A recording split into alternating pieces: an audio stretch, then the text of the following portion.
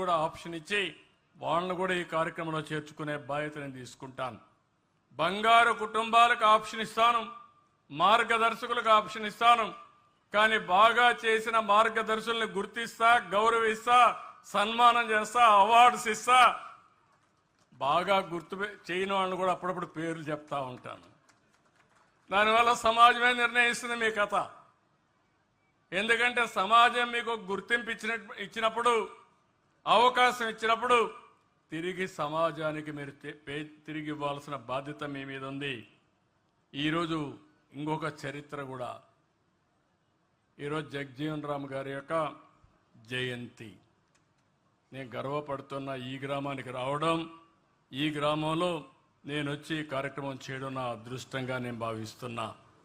అదే సమయంలో మీరు ఒకసారి చూస్తే 30 సంవత్సరాల కంటే ముందు ఆ రోజు ఎస్సీసీలో చాలా సమస్యలు ఉండేటివి.